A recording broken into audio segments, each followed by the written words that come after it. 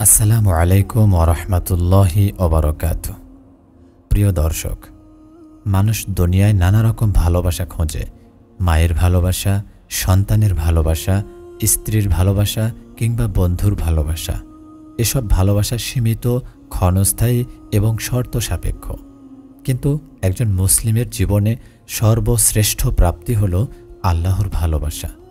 আল্লাহ যখন কারো প্রতি ভালোবাসা প্রকাশ করেন তখন তিনি ফেরেশতাদের ডাকেন এবং বলেন। যখন আল্লাহ কোনো বান্দাকে ভালোবাসেন তখন জিবরাইল আলাইহিস সালামকে ডেকে বলেন, আমি অমুককে ভালোবাসি, তুমিও তাকে ভালোবাসো। তখন জিবরাইল তাকে ভালোবাসতে শুরু করেন এবং আসমানের ফেরেশতাদের ডাক দিয়ে বলেন, আল্লাহ অমুককে ভালোবাসেন, তোমরাও তাকে ভালোবাসো। এরপর দুনিয়াতেও সেই বান্দার জন্য মানুষের হৃদয়ে গ্রহণযোগ্যতা সৃষ্টি করা হয়। বুখারী ও মুসলিম। এটাই হলো প্রকৃত সফলতা। দুনিয়ার ভালোবাসা ফুরিয়ে যাবে, কিন্তু আল্লাহর ভালোবাসা দুনিয়া ও আখিরাতে আলো ছড়াবে। তাহলে প্রশ্ন হলো, আল্লাহ কাদের ভালোবাসেন? কুরআন ও হাদিসে আমরা কিছু নির্দিষ্ট গুণের কথা পাই, যেসব গুণের অধিকারী বান্দাদের আল্লাহ ভালোবাসেন। আজ আমরা সেই 7টি বিশেষ গুণ নিয়ে আলোচনা করব। প্রথম গুণ, তওবা ও ইস্তিগফার। আল্লাহ বলেন, ইন্নাল্লাহা ইউহিব্বুত তাওয়াবিনা ওয়া ইউহিব্বুল মুতাতাহহিরিন। নিশ্চয়ই আল্লাহ তাওবাকারীদেরকে ভালোবাসেন এবং পবিত্রতা অর্জনকারীদেরকেও ভালোবাসেন। সূরা আল বাকারা। তাওবা কেন আল্লাহর ভালোবাসার কারণ? মানুষ ভুল করে, পাপ করে, কিন্তু মহান আল্লাহর কাছে ফিরে আসা, কান্নাকাটি করা, ক্ষমা চাওয়া, এটাই হলো আল্লাহর নিকট প্রিয়তম কাজ। রাসূল সাল্লাল্লাহু আলাইহি ওয়াসাল্লাম বলেছেন, আত-তাইবু মিনাজ যামবি কামান লা যামবা লাহ। যে ব্যক্তি পাপ থেকে তাওবা করে সে যেন কখনো পাপই করেনি। ইবনে মাজাহ। হযরত আদম আলাইহিস সালাম ভুল করেছিলেন, কিন্তু আল্লাহর কাছে কান্না করে ক্ষমা চাইলেন, তখন আল্লাহ তাকে ক্ষমা করে দিলেন।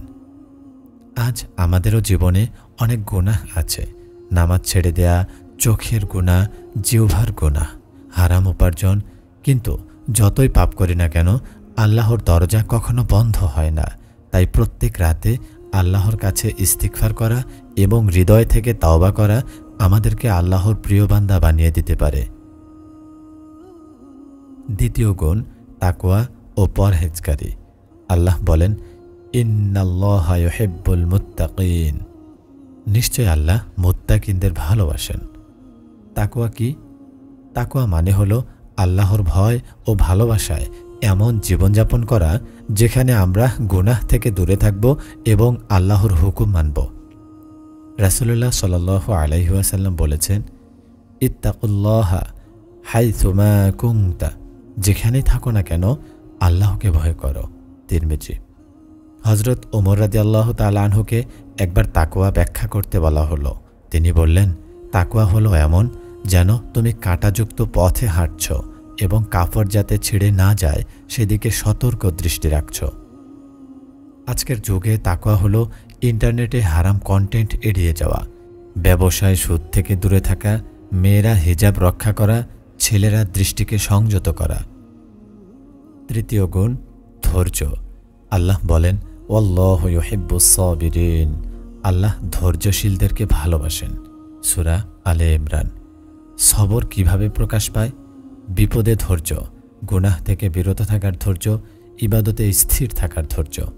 রাসূলুল্লাহ সাল্লাল্লাহু আলাইহি ওয়াসাল্লাম বলেছেন, ধৈর্যের চেয়ে উত্তম এবং ব্যাপক কোনো দান কাউকে দেয়া হয়নি। সহিহ বুখারী ও মুসলিম। হযরত আইয়ুব আলাইহিস সালাম অসুস্থতায় বছরের পর বছর ধৈর্য ধরেছিলেন। অবশেষে আল্লাহ তাকে সুস্থতা ও দুনিয়ার নিয়ামত ফিরিয়ে দিলেন।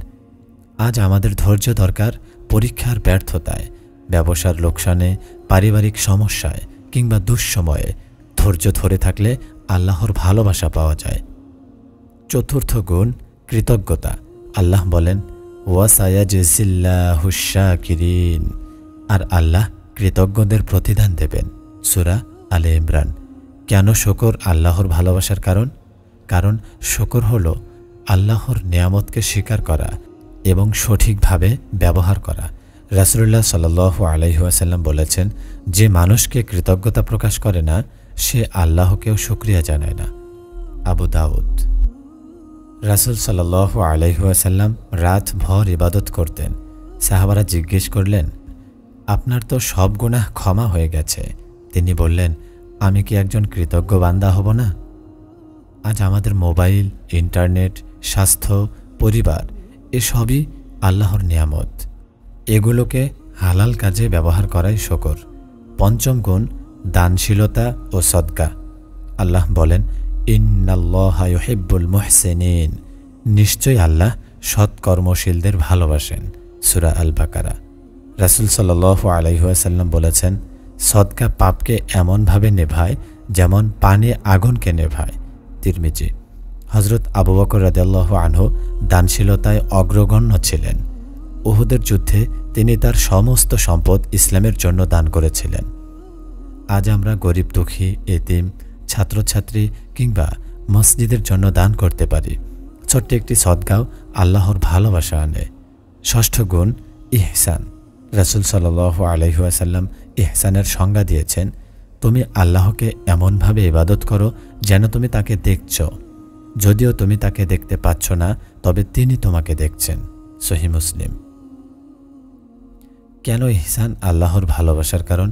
কারণ ইহসান মানে হলো আল্লাহর প্রতি পূর্ণ আন্তরিকতা ও সর্বোচ্চ মানে ইবাদত করা।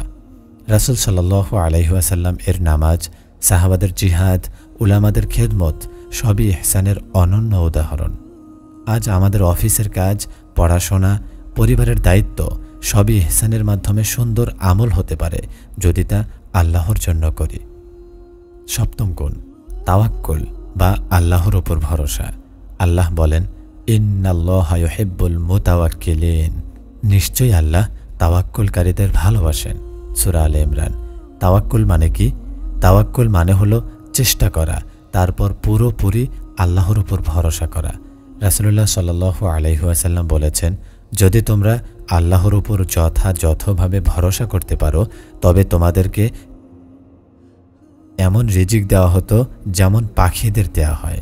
তিরমিজি। হযরত ইব্রাহিম আলাইহিস সালাম যখন আগুনে নিক্ষিপ্ত হলেন তখন তিনি বললেন, হাসবুনাল্লাহু ওয়া নি'মাল ওয়াকিল, আল্লাহ আমাদের জন্য যথেষ্ট এবং তিনি সর্বশ্রেষ্ঠ কার্যসাধক। আজ চাকরি, ব্যবসা বা ভবিষ্যৎ নিয়ে ভয় আমাদের পেয়ে বসে, কিন্তু সঠিক চেষ্টা করার পর আল্লাহর উপর ভরসা করলে মন শান্ত হয় আর আল্লাহর ভালোবাসা অর্জিত হয়। আল্লাহর ভালোবাসার পথে 7টি আলো। প্রিয় ভাই ও বোনেরা, আমরা দেখলাম তাওবা ও ইস্তিগফার, তাকওয়া, ধৈর্য, কৃতজ্ঞতা, সদকা, ইহসান ও তাওয়াক্কুল এসব গুণই আমাদেরকে আল্লাহর প্রিয় বান্দা বানাতে পারে। হে আল্লাহ, আমাদেরকে আপনার প্রিয় বান্দাদের অন্তর্ভুক্ত করুন, আমাদের গুনাহ মাফ করুন, আমাদেরকে তাকওয়া, সবর, শুকর, ইহসান, তাওয়াক্কুল এবং পর্দাশীলতার গুণ দান করুন, আর আমাদেরকে জান্নাতে আপনার প্রিয় বান্দাদের সাথে একত্র করুন।